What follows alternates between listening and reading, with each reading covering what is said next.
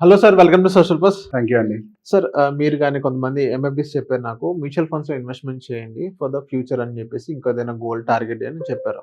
కానీ ఇదే mutual funds ఇండెక్స్‌ని కూడా సరిగ్గా బీట్ చేయని సిట్యుయేషన్ అవుతది.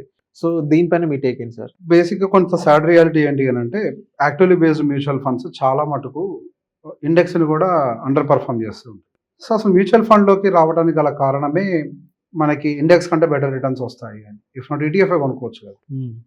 సో దాదాపుగా లాస్ట్ 10 ఇయర్ యావరేజ్‌లో 73% లార్జ్ క్యాప్స్ బీఎస్ఈ 100ని అండర్ పర్ఫార్మ్ చేసాయి. బీఎస్ఈ అంటే లార్జ్ క్యాప్‌కి బెంచ్ మార్క్ మనకి బీఎస్ఈ 100 అని అంటాం.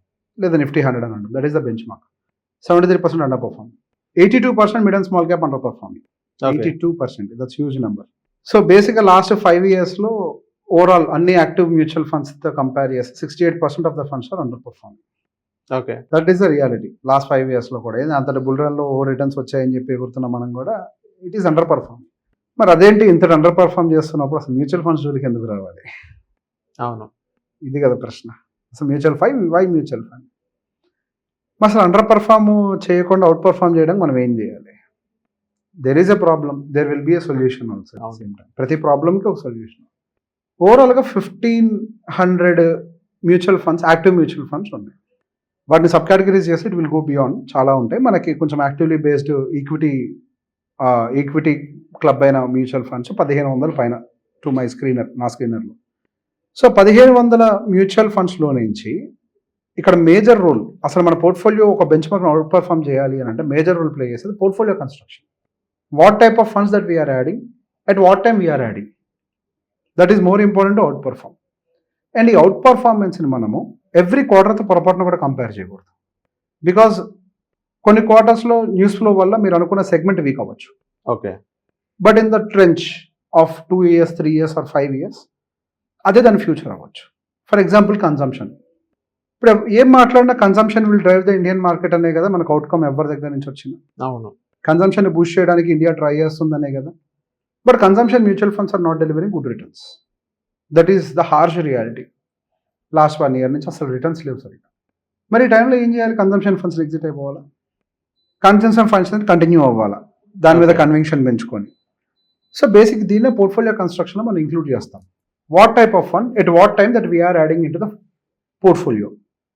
స్మాల్ క్యాప్ సెగ్మెంట్కి సంబంధించి నేను గతంలో మాట్లాడలే. 8-9 నెలల క్రితం ముందు కూడా నేను మాట్లాడలే. 6 months బ్యాక్ కూడా పెద్దగా మాట్లాడలే. In the last 1-2 months I'm speaking more about the small cap. That I want to add more small caps now so that portfolio boost అవ్వడానికి మంచిగా ఉపయోగపడుతుంది. అవుట్ పర్ఫార్మ్ చేయాలి అని అంటే time of entry always matters. ఏ టైంలో ఏ సెగ్మెంట్లోకి enter అవుతున్నామని చాలా ఇంపార్టెంట్. ఎస్ఐపికి ఒక రకమైన స్ట్రాటజీ ఉంటుంది, లంసమ్కి ఒక రకమైన స్ట్రాటజీ ఉంటుంది. ర్యాండమ్గా ఎట్లా పెడితే అట్లా డబ్బులు వస్తాయని అట్లా డబ్బులు రావు. ఓకే. మ్యూచువల్ ఫండ్స్లో ఇప్పుడు I'm not telling fund managers are bad or అట్లా కాదు. ఇక్కడ ఏమవుతుంది అని అంటే దేర్ ఆర్ ఫిలాసఫీస్. ప్రతి ఫండ్ మేనేజర్కి ప్రతి ఎయిమ్స్కి ఒక ఫిలాసఫీ ఉంటుంది.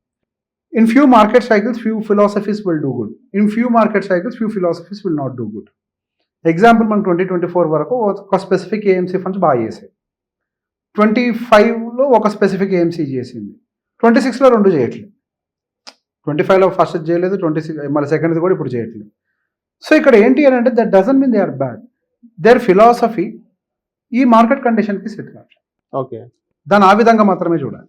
సో బేసిక్ అందుకే while investing in mutual funds we have to understand the philosophy of the fund house. దాని ఫిలాసఫీ ఏంటో తెలుసుకోవాలి. వాటిని అర్థం చేసుకొని we have to construct a portfolio. ఇప్పుడు we're saying that 68% of mutual funds are not outperforming అని. ఇప్పుడు బేసిక్గా every year same fund out perform చేయకుండా ఉంటుందంటే కాదు. మళ్ళీ ఏం చేస్తారు? వెంటనే ఓకే మనం అవుట్ పర్ఫార్మ్ చేసే ఫండ్స్లో ఇన్వెస్ట్ చేయాలని చెప్పి గూగుల్ కొడతారేమో. తప్పు. That is not the procedure. ChatGPT కూడా ఉంటుంది. ఏమంటే చాట్ జీపీటీ మనం ఏదడితే చెప్పుతుంది. ఎస్ అంటే ఎస్ అంటుంది, నువ్వు అంటుంది. దాని ఏం లేదు పాపం, పిచ్చిది అది. పిచ్చిది. దాన్ని వాడే విధానం వేరులే కానీ. సో బేసిక్ ఇక్కడ ఎవాల్యుయేట్ చేసే పద్ధతి వేరు. మనకి లాస్ట్ 3 years ఆర్ 5 year యావరేజ్లో బెంచ్ మార్క్ అవుట్ పర్ఫార్మ్ చేసిన ఫండ్ని చెక్ చేసి దాంట్లో ఇన్వెస్ట్ చేస్తాను అనుకుంటే నెక్స్ట్ 5 years అది అండర్ పర్ఫార్మ్ చేయొచ్చు. There are cycles. ఒక 5 year ట్రెంచ్లో ఒక group of funds outperform చేస్తే ఇంకొక 5 years ఇంకొక group of funds outperform చేస్తాయి. మార్కెట్లో ఎన్నో స్ట్రాటజీస్ ఉన్నాయి. క్వాంట్ అంటే it is by defined rules తోటి రన్ చేసేదాన్ని క్వాంట్ అంటారు. ఆ క్వాంట్లో వాళ్ళ స్ట్రాటజీ ఏంటి అన్న దాన్ని బట్టి మనం క్వాంట్ స్ట్రాటజీస్ని పిక్ చేసుకోవాలి. Mutual fund construction value based mutual ఫండ్స్ని పిక్ చేసుకోవచ్చు. అదేంటి వాల్యూ స్టాక్స్ ఉంటాయి కానీ వాల్యూ ఫండ్స్ ఉంటాయంటే వాల్యూ కేటగిరీ ఫండ్స్ చెప్పట్లే. ఇప్పుడు mid cap, small cap, multi cap, flexi cap, large and mid large ఇవన్నీ కలిపి ఒక పోర్ట్ఫోలియో తయారు చేసి కూడా ఇదంతా ఒక వాల్యూ పోర్ట్ఫోలియో తయారు చేయొచ్చు. సో అది మనం ఎవాల్యుయేట్ చేసే విధానం బట్టి ఉంటుంది. ప్రతి దానికి మనకి డేటా పాయింట్స్ దొరుకుతాయి. ఆ డేటా పాయింట్స్ని ఎవాల్యుయేట్ చేసుకుంటూ ఒక వాల్యూ పోర్ట్ఫోలియోని కన్స్ట్రక్ట్ చేయొచ్చు. లేదు ఇది మొమెంటమ్ పీరియడ్ అనుకోండి, మొమెంటమ్కి స్కోప్ ఉండేటువంటి ఫండ్స్ ఏమున్నాయో ఎత్తుక్కోవాలి. మొమెంటమ్ ఫండ్ కాదు, మళ్ళీ ఈవెన్ మిడ్ క్యాప్, స్మాల్ క్యాప్లో కూడా మొమెంటమ్ బేస్డ్ ఫండ్స్ ఉంటాయి. ఓకే, దానికి మొమెంటమ్ అని రాసి ఉండదు, అందులో వాళ్ళ అండర్లైన్ స్టాక్స్ మొమెంటమ్ ఓరియంటెడ్గా ఉంటాయి. సో బేసిక్గా మొమెంటమ్ ఓరియంటెడ్గా ఉండేటువంటి మ్యూచువల్ ఫండ్స్ ఏంటో తెలుసుకోవాలి. సో బేసిక్గా టైం టు టైం కండిషన్ని బట్టి అదేంటి మన పొదుపులు మార్చుకుంటూ పోతామా, బ్యాలెన్స్ చేస్తామా, this is not like trading కదా అంటే this is not like trading. Entry time అనేది ఒకటి ఉంది కదా నీకు. ఎంట్రీ టైం అయినప్పుడు రైట్ డెసిషన్ తీసుకోవాలి కదా. అట్ ద సేమ్ టైం ఒక పీక్ స్టేజ్ వస్తుంది, ఆ పీక్ స్టేజ్ వచ్చినప్పుడు కూడా ఒక డెసిషన్ తీసుకోవాలి. ఇప్పుడు ఎంట్రీ టైం నుంచి పీక్ స్టేజ్కి మధ్యలో నాకు తెలిసి మినిమం 3 to 5 years గ్యాప్ ఉంటుంది. అదేమి వెంటనే ఏదో ట్రేడింగ్ చేసినట్టుగా 6 months, 1 year, 2 yearలో చేంజ్ చేసేది ఏమి ఉండదు. Once the entry is taken you can ride the horse up to 3 or 5 years.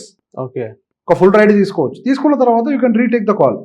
ఇప్పుడు దీంట్లో ఏమన్నా మారుతున్నాయా ఫండమెంటల్స్, ఆమె ఇరుక్కుపోతానా నేను సార్ ఇదే ఆమె ఇరుక్కుపోతానని ఇప్పుడు మీరు అన్న అదే డైరెక్ట్ ఇన్వెస్టర్స్ అయితే. సో ఇప్పుడు ఏదైతే మీరు 3 to 5 years ని ఎలా మార్చుకోవాలి, సో వాళ్ళ రీసెర్చ్ ఎలా ఉండాలంటారు? సో బేసిక్గా ఫండ్ విషయంలోకి వచ్చేసరికి అందరూ చూసే విధానము ఈ మధ్య కొద్దిగా అవేర్నెస్ రావడం వల్ల ఆల్ఫా ఏంటి, బీటా ఏంటో చెక్ చేస్తున్నారు. అవును, ఈ మధ్య రోలింగ్ రిటర్న్ కూడా చెక్ చేస్తున్నారు, XIRR ఎట్లున్నాయో చెక్ చేస్తున్నారు, పాస్ట్ 5 year హిస్టరీ అంతా చెక్ చేస్తున్నారు. అదంతా చరిత్ర కదా, అది భవిష్యత్తుని చెప్పుద్దా? లేదు, భవిష్యత్తుని చెప్పేది ఏంటి? రోలింగ్ రిటర్న్స్ చాలా మంది చూస్తారు. అది కూడా భవిష్యత్తుని చెప్పదు కదా, అది చరిత్ర. ఓకే, నేను గతంలో ఇంత ఇచ్చానని చెప్పింది అది. ఓకే, ఇప్పుడు ఇంత ఇస్తాను అని అక్కడ రాసుందా ఎక్కడైనా? అవును, లేదు, లేదు కదా. అండ్ ప్రతి యాడ్లో ఈ మధ్య యాంఫీ కూడా ఒక పబ్లికేషన్ చెప్తుంది, సెబీ కూడా, past returns are not guaranteed for future returns అని. యాంఫీ ఓపెన్ గా డిస్క్లోజ్ చేస్తుంది. మరి దేన్ని నమ్మాలంటారు? పాస్ట్ రిజల్ట్స్ మీద that is the catch here. ఒక ఫండ్ ని సెలెక్ట్ చేయడంలో ఇక్కడ స్కిల్ ఉండేది, దాని అండర్లయింగ్ ఎసెట్స్ అంటే అర్థం చేసుకోవాలి. ఏ సెక్టార్స్ లో ఉన్నారు, ఏ నేచర్ ఆఫ్ బిజినెస్ ని వాళ్ళు ఐడెంటిఫై చేశారు, వాటి వాల్యుయేషన్స్ ఎలా ఉన్నాయి, వాటి ఎర్నింగ్స్ ఎలా ఉన్నాయి ఆ స్టాక్స్ కి. సో వాటిని వెయిటెడ్ యావరేజెస్ లెక్కేసుకొని then we have to create our own customize strategy. నాకు స్ట్రాటజీ నేను ప్రిపేర్ చేసి పెట్టుకున్నాను, దాన్ని VQG స్ట్రాటజీ అని పిలుచుకుంటాను నేను. వర్షన్ 5 ఇప్పుడు నడుస్తుంది, అంటే వర్షన్ 1, 2, 3, 4 అప్గ్రేడ్ చేస్తాం కదా, న్యూవర్ వర్షన్, అది ఇప్పుడు version 5. Okay, VQG strategy. VQG అంటే వాల్యూ, క్వాలిటీ, గ్రోత్. నాకు 3 ఉండాలి, వాల్యూ, క్వాలిటీ, గ్రోత్ 3. దాంట్లో 3 లేయర్స్ ఉంటాయి ఒక ఫండ్ని అనలైజ్ చేయడానికి. లేయర్ 1లో దాని అండర్లయింగ్ నెంబర్స్ని చెక్ చేస్తాం, PE, PBPC, TTM, PE, TTM growth ఎంత ఉంది, లాస్ట్ 3 year గ్రోత్ ఎంత, హిస్టారికల్ గ్రోత్ ఎంత, గ్రోత్ యాక్సలరేషన్ ఎంత, ఇట్లా చాలా పారామీటర్స్, 12 పారామీటర్లు పెట్టాం. 12 పారామీటర్లతో దాన్ని ఒక స్క్రీన్ చేసి తర్వాత మళ్ళీ అది పియర్ గ్రూప్తో దాని రిటర్న్స్ నాకు సంబంధం లేదు, ఫండ్ రిటర్న్స్ అసలు నేను చూడనవి. లేయర్ 2లోకి వచ్చేసరికి ఇప్పుడు ఇది ఏ స్టాండ్లో నుంచుంది, వీటన్నిటికి ఒక స్కోరింగ్ ఇచ్చుకుంటాను. ఆ కేటగిరీ మొత్తానికి స్కోర్స్ వస్తే ఒక మీడియన్ ఐడెంటిఫై చేసి అది బెటర్ ఉందా, బ్యాడ్ ఉందా. ఓకే, బెటర్ ఉన్న వాటి వైపు మళ్ళీ స్క్రీనింగ్ లేయర్ 3లోకి తీసుకెళ్తాం. లేయర్ 3లో స్క్రీనింగ్ వెళ్ళినప్పుడు ఇండివిజువల్ లెవెల్లో స్క్రీన్ చేస్తాం. ఎట్లా స్క్రీన్ చేస్తాను? ఫండ్ ఫిలాసఫీ ఏంటో తెలుసుకుంటాను, ఫండ్ మేనేజర్ ఫిలాసఫీ ఏంటో తెలుసుకుంటాను, AMC ఫిలాసఫీ ఏంటో తెలుసుకుంటాను. ఇప్పుడు సింపుల్ ఎగ్జాంపుల్, ఒకప్పుడు ఒక ఫండ్ మేనేజర్ నిప్పాన్ స్మాల్ క్యాప్ని బాగా ఒక వెలిగించిన ఆయన ఇంకొక ఫండ్ హౌస్కి వెళ్ళాడు, ఇంకో ఫండ్ మేనేజ్ చేస్తున్నాడు ఆయన. సో ఆయన ఫిలాసఫీ ఏంటో నాకు కొంత అవగాహన ఉంది. Who is the fund manager, what is his philosophy. And at the same time we talk to fund managers. రెగ్యులర్గా AMC మీటింగ్లో పోతుంటాం కదా, అవును, అక్కడ వాళ్ళ ఫిలాసఫీని చెప్తారు, వాళ్ళ వ్యూని చెప్తారు. సో ఎవరు AMC వాళ్ళ ఫిలాసఫీని ఎవరిని ఎలా నమ్మాలి, ఏ పాయింట్ ఎవరిని నమ్మద్దు, మళ్ళీ జడ్జిమెంట్ ఉండాలి. ఏ పాయింట్ ని ఎక్కడ మనం క్యాచ్ చేయలేదు, అది మన జడ్జిమెంట్ ఉండాలి. మళ్ళీ ఇప్పుడు మనకంటూ ఫిలాసఫీ ఉండాలి. ఓకే, ఇప్పుడు మీకు మిగతా వాళ్ళ ఫిలాసఫీ మీద జడ్జిమెంట్ తీసుకోవాలంటే మీకు ఫిలాసఫీ ఉండాలి కదా. VQG ఒకటి తయారు చేసుకున్నాం కదా, మనం ఎక్కడ VQGలో వాళ్ళు ఎక్కడ ఫిట్ అవుతున్నారు నేను చెక్ చేసుకుంటాను. ఆ VQGకి వీళ్ళు ఫిట్ అయ్యారు, నా ఫిలాసఫీ అది. నా ఫిలాసఫీకి వీళ్ళు ఎక్కడ VQG is most common one, but వీళ్ళు నా దానికి ఫిట్ అయ్యారు లేదా నేను చెక్ చేసుకుంటాను. ఓకే, బేసిక్ అవన్నీ చెక్ చేసుకుని పారామీటర్స్ నేను ఫండ్స్ తయారు చేసుకుంటాను. On day to day basis I screen 1500 funds every day. Okay, every single day 1500 funds screen అవుతాయి. ఎవ్రీ మంత్ 15th కల్లా మనకి ఫ్యాక్ట్ షీట్స్ అప్డేట్ అవుతాయి. ఫ్యాక్ట్ షీట్ అప్డేట్ అయిన వెంటనే మళ్ళీ స్క్రీనర్ రన్ అవుతుంది మాకు. అది ఎవరి దగ్గర లేదు, నేను సొంతంగా నా చేతితో నేను రాసుకున్నాను దాన్ని. నేను తయారు చేసుకొని పెట్టుకొని అట్లా నేను ఎవాల్యుయేట్ చేసుకుంటున్నాను. అట్లా ప్రతి ఒక్కళ్ళకు ఉండాలి. మీరు డైరెక్ట్ ఇన్వెస్ట్ ఎట్లా చేసుకోవాలి అని అంటే you have to build your own system. Okay. ఇప్పుడు రెగ్యులర్ అంటే నేను నా క్లయింట్స్ కోసం నాకు ఒక ప్రొసీజర్ ఉండాలి కాబట్టి I have my own procedure of filtering mutual funds. మరి డైరెక్ట్ చేసుకునేటప్పుడు మరి నీకు ఒకటి ఉండాలి కదా, యూ డూ ఇట్. ఇప్పుడు నేను ఎట్లా చేసుకుంటున్నాను నేను నీకు చెప్పాను, ఒక ఐడియా ఉంది కదా, అంటే ఒక ఫండ్ సెలెక్షన్ అంటే పాస్ట్ రిటర్న్ కాదు, ఫ్యూచర్ని క్యాలిక్యులేట్ చేయాలని ఒక విషయాన్ని చెప్పాను కదా, estimate the future. Okay. See, sometimes you'll go wrong. It's okay to go wrong. At least you'll understand you have gone wrong at some point and you'll correct it again. Okay. Correction చేసుకుంటావు కదా, ఇది తప్పు జరిగింది అని. But ఏ philosophy లేకుండా, ఏ strategy లేకుండా మ్యూచువల్ ఫండ్ అంటే చిటికేసి డబ్బులు వస్తాయనంటే తెర కూర్చున్నారు వాళ్ళు డబ్బులు ఇవ్వడానికి. Money is not easy. Yes. దానికి చాలా హోంవర్క్ చేయాలి. ఓకే. నాకు గంటలు పనులంతా అవే పడుతూ ఉంటాయి. నేను ఎప్పుడు చెప్తాను రీసెర్చ్ చేస్తూనే ఉంటా. అంత కష్టపడుతూ ఉంటేనే కింద మీద అవుతుంటుంది. So basically you have to work. It is not that easy. Okay. So thank you, sir. My social post వచ్చినందుకు. No, sir.